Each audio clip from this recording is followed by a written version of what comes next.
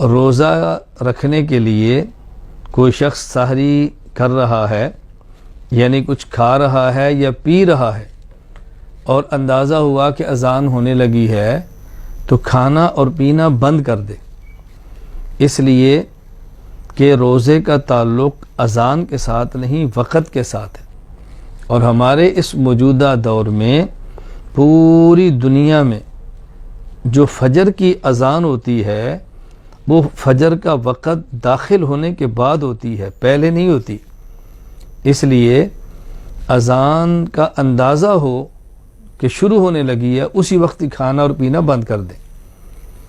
اگر کوئی شخص کھا رہا تھا اور پی رہا تھا، اذان شروع ہو گئی، اب بھی کھا رہا ہے اور پی رہا ہے، تو اس کا روزہ نہیں ہوا۔ یہ مسئلہ اچھی طرح ذہن نشین فرما لیں۔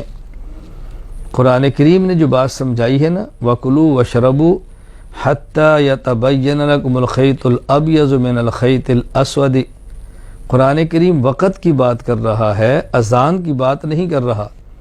اور چونکہ اذان ہوتی ہی نماز فجر کا وقت داخل ہونے کے بعد ہے، اس لیے اس وقت تک وہ کھاتا اور پیتا رہا تو روزہ نہیں ہوگا۔ ہاں البتہ یہاں ایک غلط فہمی کا ازالہ کرنا بہت ضروری ہے۔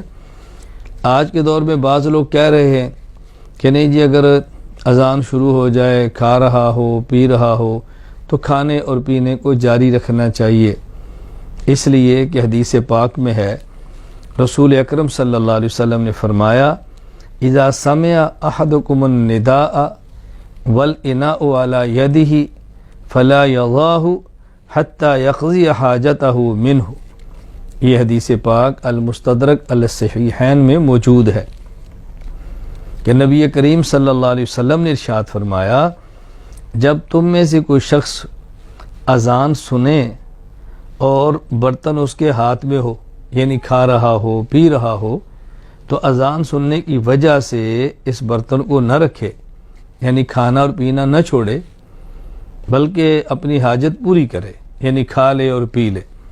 تو جب حدیث پاک میں آ گیا، اللہ کے نبی فرما رہے ہیں کہ اذان شروع ہونے کے بعد بھی کھانا پینا جائز ہے، تو علماء کون ہوتے ہیں، فقہا کون ہوتے ہیں کہ منع کریں؟ ہم نبی پاک کی بات مانیں گے یا علماء فقہا کی بات مانیں گے؟ یہ اچھی طرح اس کا جواب ذہن نشین فرما لے تاکہ کبھی الجھن نہ ہو۔ اصل بات یہ ہے کہ حضور اکرم صلی اللہ علیہ وسلم کے دور میں صبح 2 اذانیں ہوتی تھیں، اور یہ صحیح مسلم میں موجود ہے۔ حضرت عبداللہ بن عمر رضی اللہ تعالیٰ عنہ فرماتے ہیں، کان لرسول اللہ صلی اللہ علیہ وسلم مؤذنان بلال وابن ام مکتوم الاعمى، نبی کریم صلی اللہ علیہ وسلم نے 2 مؤذن رکھے تھے، ایک حضرت بلال، ایک حضرت عبداللہ بن ام مکتوم رضی اللہ تعالیٰ عنہما، جو کہ نابینے تھے۔ رسول اللہ صلی اللہ علیہ وسلم فرمایا کرتے، ان بلالا یؤذن بلیل فکلوا واشربوا حتی یؤذن ابن ام مکتوم، بلال پہلی اذان دیتا ہے جو کہ رات میں ہے، تہجد کے لیے ہے، لہذا بلال کی اذان ہو تو کھاتے پیتے رہا کرو۔ ہاں عبداللہ بن ام مکتوم جو اذان دیتا ہے وہ نماز فجر کے لیے ہے، جب وہ اذان دے تو پھر کھانا بھی نہیں اور پینا بھی نہیں۔ اب دیکھیں آدھا مسئلہ بیان کیا گیا نا، آدھی حدیث بیان کی گئی۔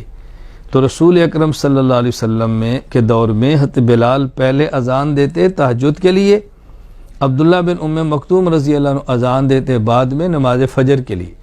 اور یہ جو اذان کے دوران کھانے پینے کی اجازت ہے، یہ وہ پہلی اذان ہے جو حضرت بلال کی ہے، جو تہجد کے وقت میں ہے، اور جو ممانت ہے وہ دوسری اذان پر ہے جو عبداللہ بن ام مکتوم کی ہے رضی اللہ عنہ، نماز والی۔ اور ہم یہی مسئلہ سمجھا رہے ہیں کہ جو نماز فجر کے لیے اذان ہوتی ہے اس وقت کھانا اور پینا جائز نہیں۔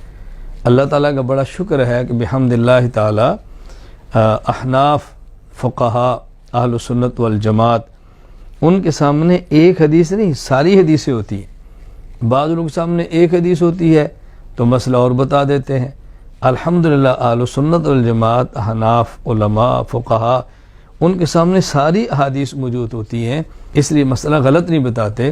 میں اپنے تمام دوستوں سے، بھائیوں سے، ماؤں بہنوں اور بیٹیوں سے گزارش کروں گا، آپ حضرات ہماری طرف سے جو فقہائے احناف کے مسائل آ رہے ہیں وہ دلائل پر ہوتے ہیں، بغیر دلیل کے نہیں ہوتے.